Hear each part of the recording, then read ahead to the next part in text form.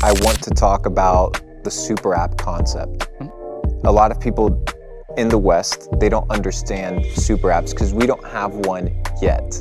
X is attempting to be the centralized super app. Elon's obviously talked about it. They're already trying to get all their licenses, X, Y, and Z. But it feels like Telegram and Ton, the marriage and incorporation there, that the attempt and the goal is to become a decentralized super app. Thoughts? Yeah, I would completely agree. It's decentralized super app, and I think you're seeing the customer acquisition loop right now revolve around gaming. I think if you look at WeChat, something like 30 to 40% of people who use WeChat Messenger also use mini apps or gaming mini apps in some way. You know, VK, something like 12%. I think the Meta Messenger, it's something like 10%. Historically, this has been low on Telegram and Ton. It's been like sub 4% because we haven't had the monetization levers that we have now with Telegram stars and ad channel revenue share and Telegram ads and some of these things. But not only are we building a decentralized super app, but now you're starting to see what the customer acquisition engine is going to be. Yeah.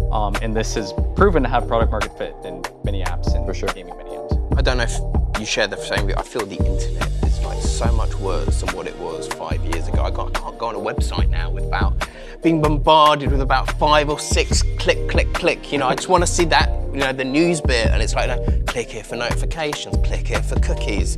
Is this, do you want to sign up for our newsletter? And it just gets like, it's very frustrating.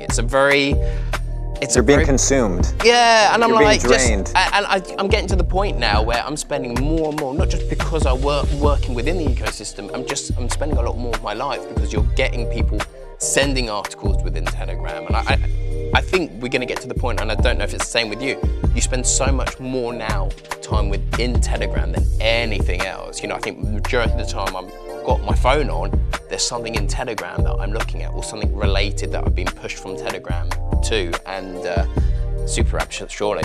You know, I can't see a reason why it can't be, and I don't think maybe it's strided initially to do that, but it's now starting to get there. And what I've seen coming up, projects that have come to me, you know, video and content, you know, like, I think you're gonna get to the point you just stay in there.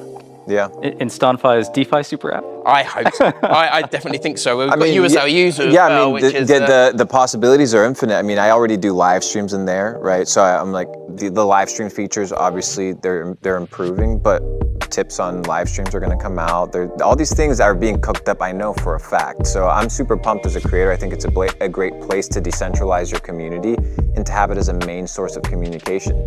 You can't rely on Instagram stories. You can't rely on a tweet. You have to have a central place of communication that is decentralized and that you own. Yeah. And to me, that's been Telegram. And now that you can add financial incentives to that, you can hide features that people paywall, they get access to. It's really, really cool. The beauty about the Ton ecosystem, in my opinion, is also the fact that hopefully in the future there's plans for hardware. Nobody's told me yet, you know. A couple folks trying. Yeah. So I've heard that those, you know, that's the next frontier. But what's the future in your opinion for just the market in general? Where do you see the next 12, 18 months? Are we on a downtrend, uptrend, bullish, bearish? What's your opinion? I think it's incredibly bullish right now.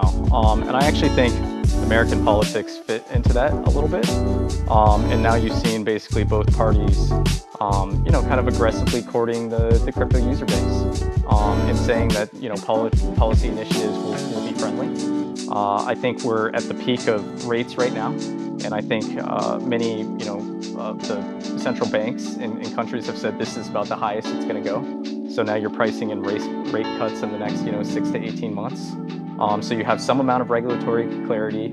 You have, you know, some amount of, you know, cheaper money coming in the ecosystem. And then across that, you have platforms that have proven their worth, like Telegram and Ton together, finding serious product market fit. And I think these three things together, it's going to be a good 6 to 18 months. Yes, I agree. I just quickly with the politics, I feel if you go anti-crypto, you're losing votes. 100%. But you're not gaining votes. You know, I don't think anyone, oh yeah, they're very anti-crypto, I'm going to vote for them. Whereas you're pro-crypto, Nobody actually hates crypto. You either dislike it or you love it so bad that you're willing to die for it. Like, there isn't, oh, I'm okay with crypto. If you mess with people's bags, you're over. And they're realizing this. But you might think, look, looks close. If there's a 1% or 0.1%, like why risk it? Yeah. You know, like that. So I'm not going to talk about politics, you know, like, but I think we're going to be seeing a lot more of just like, okay, we're now a lot more open to the discussions, you know, and I think beforehand, you near enough needed to do, we've seen, you need to break down a lot of walls to get the crypto going forward, and I think it's going to be a lot more supported now.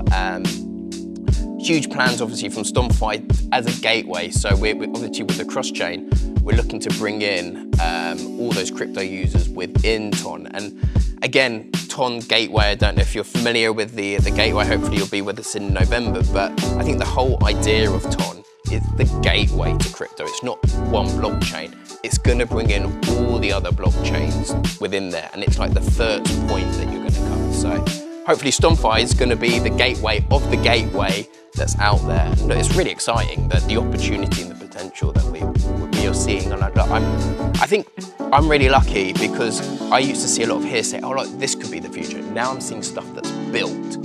So I'm seeing, you know, games that's built our SDK.